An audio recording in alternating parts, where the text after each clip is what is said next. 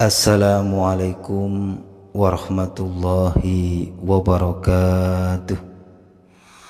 Assalatu wassalamu ala asrofil anbiya'i wal mursalin wa ala alihi wa sahbihi wa sallim ajma'in, amma ba'du. Pemirsa TV Lebaran yang saya hormati, marilah pertama-tama kita panjatkan puji dan syukur kehadirat Allah Subhanahu wa Ta'ala yang telah melimpahkan segala rahmatnya, hidayahnya, anugerahnya, izinnya, hingga kita semua hari ini masih diberikan kesempatan hidup untuk berjumpa dan bertatap muka, bersilaturahmi lewat channel TV Lebaran. Allahumma sholli ala Sayyidina Muhammad. Tidak lupa kita tujukan salam dan sholawat kepada junjungan kita, Nabi besar kita, pimpinan kita, suri tauladan kita, Nabi terakhir kita sampai yaumul akhir nanti, sampai kiamat nanti, yaitu baginda Rasulullah Nabi Muhammad Sallallahu Alaihi Wasallam. Hari ini kita kembali akan melaksanakan hiburan sesuai dengan moto TV Lebaran, yaitu TV-nya orang yang butuh hiburan. Malam ini kita akan melakukan curhatan malam, renungan malam yang bisa menjadi hiburan khususnya bagi TV Lebaran dan umumnya bagi pemirsa TV Lebaran yang bersedia untuk menontonnya. Tetap bersama saya, Roma Irama KW 10, Amir Khan KW 18, dan Rizky Bilar KW 100. Nah, di depan kita ini sudah terpampang foto. Ini termasuk orang ganteng atau orang tampan. Inilah yang disebut yang bernama Amir Khan. Karena kegantengannya, karena ketampanannya, maka TV Lebaran mengambil ikonnya dan menjadi Amir Khan KW 18. Memang jauh beda dengan yang original, tapi minimal itu menjadi doa, semoga TV Lebaran akan bisa seganteng Amir Khan ya. Kalau kita membicarakan orang ganteng, kalau kita membicarakan orang yang tampan, di dalam Islam ada tokoh yang paling ganteng, yang paling tampan, mungkin di antero jagat ini beliaulah orang yang paling tampan, orang yang paling ganteng. Siapa beliau? Beliau adalah Nabi Yusuf alaihi salam. Beliaulah satu-satunya orang yang paling tampan, orang yang paling ganteng di dunia ini. Bahkan ada yang menyebut bahwa beliau ini bukan manusia. Kenapa? Saking gantengnya, saking tampannya. Bahkan ada yang riwayat yang menyatakan bahwa nanti di surga itu orangnya itu tinggi-tinggi kayak Nabi Adam. Jadi kalau kita mau mengambil buah di surga nanti, kita tidak perlu memanjat. Karena apa? Kita sudah tinggi 30 meter kalau kita mengikuti tingginya Nabi Adam. Mau ngambil kurma, mau ngambil jambu, mau mengambil mangga, kita tidak perlu memanjat atau mungkin pakai bambu. Dan konon nanti di surga itu orangnya tampan-tampan semua, ganteng-ganteng semua, kayak Nabi Yusuf alaihi salam. Nah, hari ini kita akan melakukan renungan, menceritakan tentang biografi sejarah bagi Nabi Adam, Nabi Yusuf alaihissalam. Orang terganteng, orang tertampan di seantero jagat ini. Nabi Adam ini adalah putra dari Nabi Yakub alaihissalam. Beliau adalah nabi yang ke-11 dari 20 nabi dan rasul. Beliau ini umur 6 tahun sudah ditinggalkan oleh ibunya. Mari kita sedikit demi sedikit kita mengurai cerita kisah dari Nabi Yusuf alaihissalam. Laksana sebuah keluarga, Nabi Yusuf pun punya keluarga besar, yaitu ayahnya Nabi Yakub. Nabi Yakub ini punya 2 istri, dan Nabi Yusuf ini adalah anak dari istri kedua dari Nabi Yakub alaihissalam. Namanya adalah Rahel. Bukan Rahel Maryam ya ini, tapi Rahel. Itu mungkin nama orang Arab di zaman dahulu. Dan Nabi Yusuf ini adalah salah satu keturunan dari Bani Israel. Singkat cerita, Nabi Yusuf ini punya saudara, jumlahnya 12. Dan dari ke-12 ini hanya satu saudaranya yang dari satu ibu, yaitu namanya Benjamin. Dan dari ke-12 ini hanya satu yang wanita. Yang namanya keluarga, apalagi di perbedaan, ada perbedaan garis keturunan di suatu keluarga besar, pasti kadang ada yang namanya duri-duri kehidupan atau masalah. Tidak hanya keluarga Nabi Yakub, mungkin keluarga-keluarga dari pemirsa TV Lebaran. Yang namanya keluarga pasti dikit atau banyak akan ada yang namanya cerita duri-duri kehidupan atau masalah. Begitu pula dengan keluarga Nabi Yakub alaihissalam, di mana di antara 12 anaknya ini, Nabi Yakub ini lebih mengistimewakan, lebih memberikan perhatian kepada Nabi Yusuf dan Benjamin.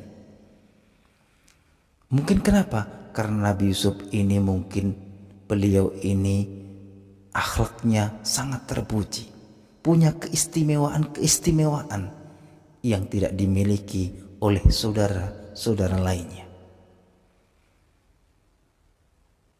Makanya sebagai seorang ayah, beliau mungkin melihat dari 12 anaknya ini ada satu anaknya yang sangat istimewa.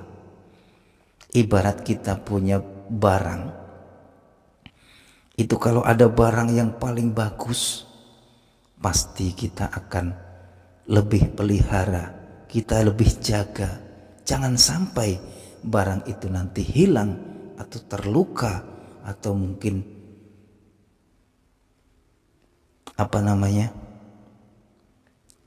diambil orang, pokoknya hilang gitu. Pasti kita akan lebih menjaga barang yang kita suka atau mempunyai keistimewaan dibanding dengan barang-barang lainnya. Ibaratnya Nabi Yusuf ini adalah anak yang paling berharga karena mempunyai keistimewaan dari putra-putranya yang lain. Nah, disitulah normal sebagai manusia mungkin.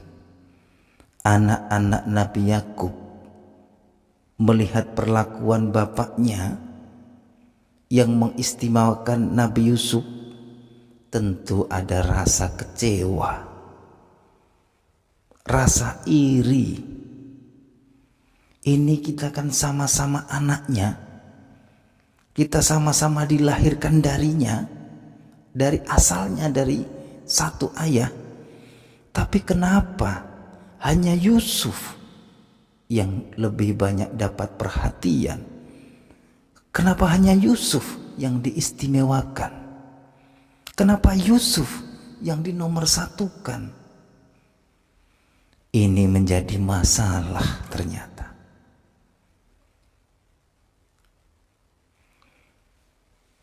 Mungkin saking sudah mentoknya, sudah saking mumetnya, atau mungkin sudah tidak ada jalan keluar lain.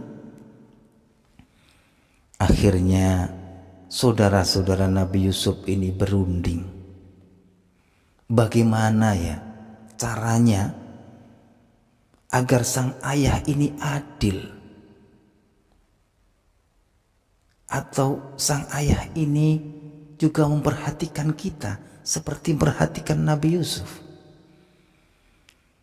Akhirnya mereka mempunyai satu cara. Bagaimana kalau Yusuf ini kita asingkan, kita keluarkan dari keluarga kita atau dari rumah kita ini, dengan tujuan seandainya Nabi Yusuf sudah tidak ada, bisa jadi nanti ayah kita akan mencurahkan perhatiannya lebih kepada kita, saudara-saudaranya. Lalu bagaimana caranya menghilangkan Yusuf?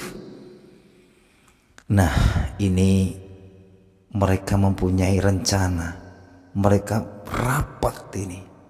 Akhirnya diputuskan untuk membawa Nabi Yusuf untuk ibaratnya piknik, jalan-jalan, bertamasya keluar kota, naik delman mungkin ya. Kalau zaman dulu mungkin naik onta ya, atau mungkin juga jalan kaki. Akhirnya dari saudara-saudara Nabi Yusuf ini meminta kepada Nabi Yakub untuk membawa Nabi Yusuf untuk tamasya bersama. Emang di saat itu Nabi Yusuf itu masih kecil ya. Ibaratnya anak kecil itu kan nurut, manut ya. Disuruh ke kanan, ayo. Disuruh ke kiri, ayo. Disuruh main petak umpet, ayo. Disuruh buatin kopi, ayo. Namanya juga masih anak kecil. Ibaratnya ya belum dewasa ya. Nurut saja. Apalagi saudara-saudaranya ini sudah ada yang lebih dewasa. Akhirnya saudara-saudara Nabi Yusuf itu meminta izin. Sang ayah, Bapak, saya mau izin membawa Nabi Yusuf ini atau Yusuf ini jalan-jalan. Sekali-kali kita mau tamasya menyenangkan Yusuf. Kita mau ajak keluar kota, jalan-jalan, bertamasya ya, untuk ibaratnya ya refreshing kalau kita. Sebenarnya Nabi Yakub ini sudah punya prasangka. Ibaratnya Nabi Yusuf ini kan istimewa. Nabi Yakub tahu kalau Nabi Yusuf ini adalah orang pilihan, orang istimewa, ibarat bendaya berlian lah, mutiara. Jadi ada rasa khawatir seandainya nanti Nabi Yusuf ini dibawa keluar, tiba-tiba ada binatang buas yang memangsanya, atau mungkin hilang di perjalanan. Nabi Yakub was-was. Ya ibarat kita saja, kita punya anak. Anak itu kan tambatan hati, dambaan jiwa bagi seorang orang tua.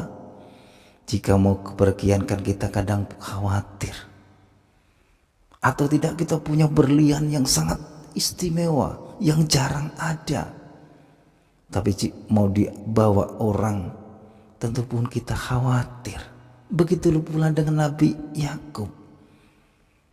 Si anak keistimewaannya, si anak yang didambakannya, si mata wayangnya, ya.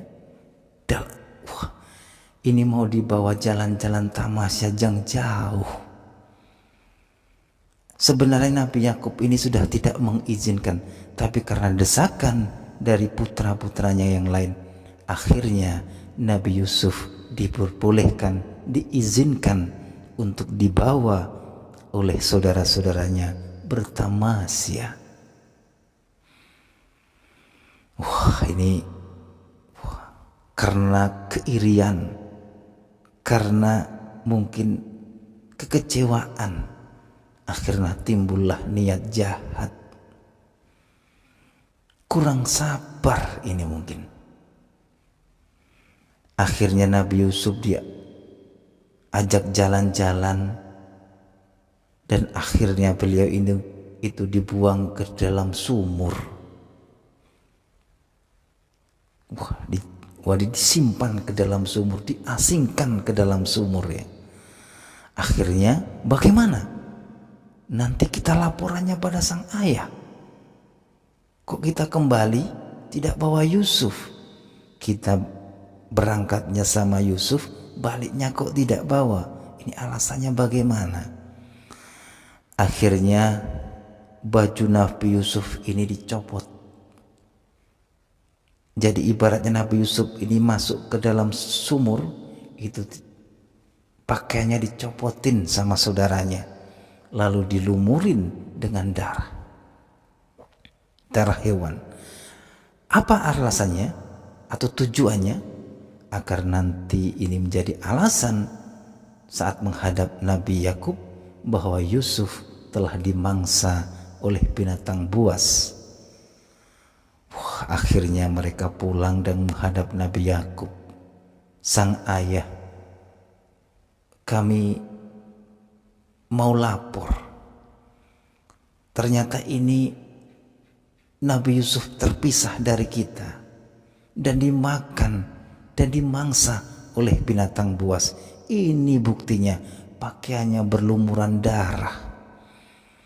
Di saat itu Nabi Yakub sungguh sedih sampai berhari-hari,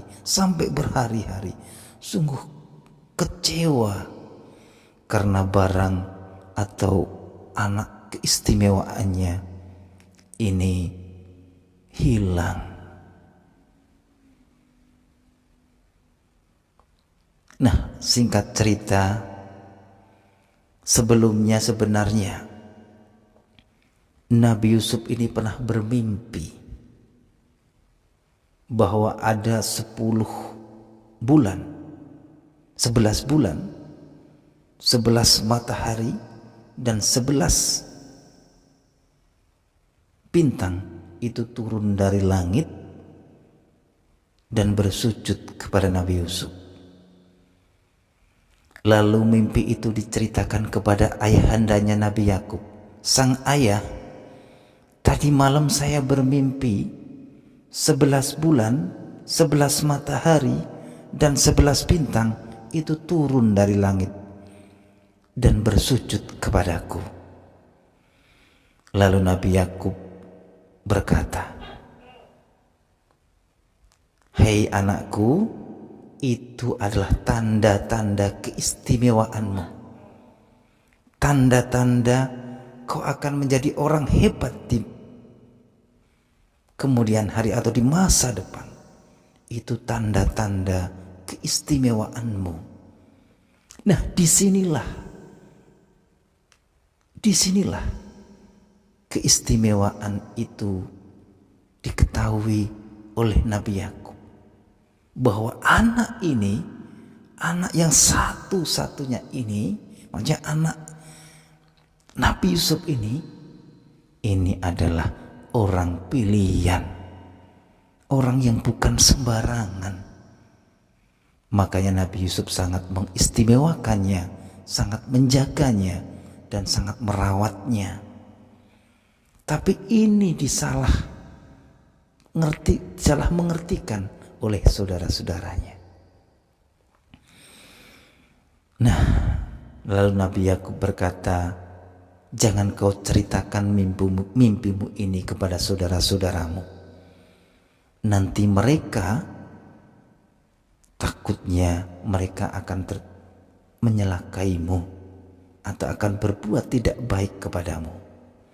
Karena mungkin ada rasa iri atau mungkin ada rasa yang mungkin kurang baik dari mereka. Nah, inilah teman-teman cerita bagian pertama tentang kisah Nabi Yusuf ya. Nabi Yusuf ini nabi yang paling ganteng ya. Bahkan ada yang mengatakan bahwa tidak percaya kalau ini adalah manusia. Karena apa? Saking gantengnya. Kalau kita lihat Amir Khan dan artis-artis India itu ganteng-ganteng sekali. Apa bisa jadi mereka juga mendapatkan keturunan-keturunan dari Nabi Yusuf alaihissalam. Makanya orang-orang ganteng ini mungkin juga mereka dapat keturunan-keturunan dari Nabi Yusuf alaihissalam. Semoga termasuk kita juga ganteng lahir dan batinnya ya. Nah, itu aja teman-teman, hari ini kita membahas tentang Nabi Yusuf alaihissalam, manusia yang terganteng, tergagah, tercakap di dunia. Entah bagaimana kita membayangkannya ya, sampai tidak percaya kalau ini manusia. Jadi betapa gantengnya, betapa cakepnya ini orang Nabi Yusuf alaihissalam ini. Kita tidak bisa membayangkan. Semoga kita nanti termasuk orang-orang yang ganteng, ganteng lahir dan ganteng hatinya, batinnya. Nanti kita sambung lagi cerita tentang Nabi Yusuf alaihissalam ini. Mohon maaf jika ada salah kata, salah cerita, salah isi, karena ini saya juga banyak kekurangan ataupun banyak ilmu tentang sejarah ini ya. Yang penting ambil baiknya dan buang buruknya. Meskipun kita bukan orang baik, kita bukan orang yang ahli agama, tapi minimal kita berusaha untuk jadi lebih baik dan menggali sejarah-sejarah tentang Islam, sejarah-sejarah tentang Nabi dan Rasul untuk kita ambil iktibar dan hikmahnya. Itu aja teman-teman, kita sambung lagi nanti tentang ketemunya Nabi Yusuf dengan Zulaikha, Siti Zulaikha. Wah, pokoknya ceritanya pasti lebih seru ya. Itu aja teman-teman, cerita dari malam ini, renungan malam ini tentang kisah Nabi Yusuf. Kalau kita sinkronkan dengan Amir Khan atau Rizky Bilar, mereka sama-sama mempunyai ciri khasnya itu kegantengan atau cakep gitu ya. Tapi Nabi Yusuf rajanya cakep, rajanya ketampanan bagi manusia. Masya Allah, Masya Allah, dan Masya Allah. Itu aja teman-teman. Astagfirullahaladzim jika ada salah kata, salah ucap, salah isi. Wassalamualaikum warahmatullahi wabarakatuh.